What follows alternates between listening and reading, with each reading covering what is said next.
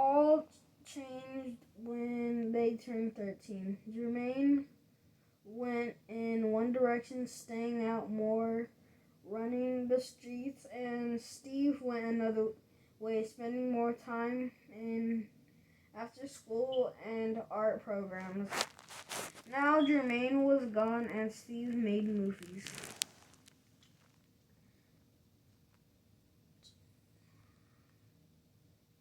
Oh, he died. Oh. Well, he didn't really make movies, but he recorded the sound for movies and TV shows. I wouldn't mind doing something like that when I'm 20, working on movies. That'd be cool. I turn 13 next summer. I got a minute. Steve came back to my bedroom where Vega was shaking the big Christmas gift that I had been sitting on Jermaine's bed. The past week, a gift that I had hoped had come for Jermaine, even though my brother was gone. Lately, I had started thinking, what if it was all a trick? What if my brother was hiding out somewhere, like the supposedly dead rapper Tupac Shakur? Maybe him and Tupac were really chilling somewhere together. I smiled thinking about this. Steve scooped out all my new Lego kits I'd built since he was last over. He studied them like he was trying to give them a grade. You'd made an excellent architect, Lolly, he finally said. You always follow your blueprints so exact. That's my thing, I said. I like them to be just like the box. Steve picked up the same bus that Vega had almost let fall. This time I didn't feel so nervous. I know he wouldn't drop it. He needs to come up with something new, Steve, Vega said. He should build a Lego zombie with somebody's eyeballs and human brains dripping out of its mouth. I sucked my teeth and held up one of my airplanes. It was dusty. I wished I had cleaned my kits off before Steve had seen them. You know, Casimiro has a point, Steve said to me. He used Vega's first name, which he knew Vega hated.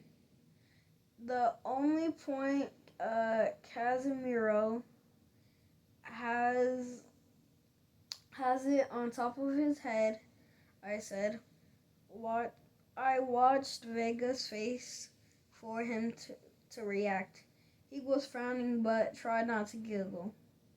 Not about the zombie garbage, lol, but about you making something new, Steve said.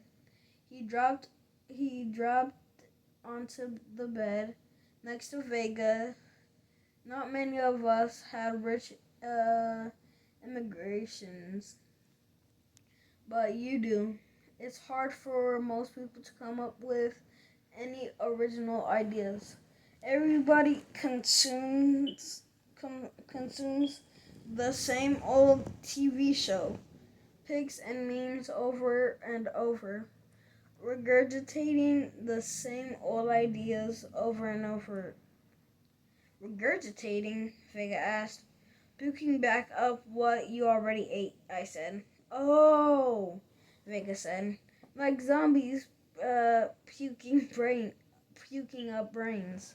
Steve went on, if you only expose yourself to whatever everybody else does, You'll never create anything new. I think that's what got your brother. What got your brother? He couldn't see any other way out of here besides dealing. Got caught up in the street lifestyle. Like that Shusty Rocket, and all of them. He reached into the plastic bag he'd been carrying and flung me and Vega each a wrapped gift. I could tell they were books by the way they felt. Vega had thought the same thing by the disappointed look on his face. Commercial, Casimiro, I brought you a gift over here because I figured you'd be with your man, Steve said, cheering him up. Quit calling me Casimiro, Vegas said, tearing open his gift. It was a paperback. One on violin techniques for kids.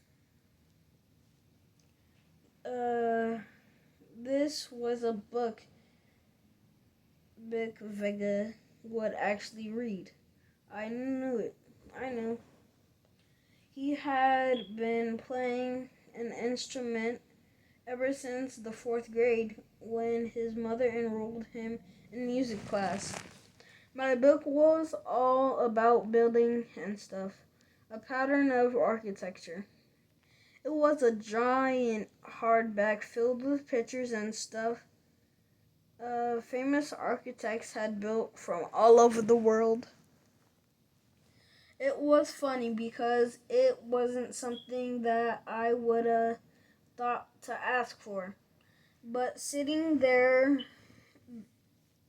then in my room, it seemed like something I had been waiting. Something I had been waiting. I just hadn't known that I had wanted him.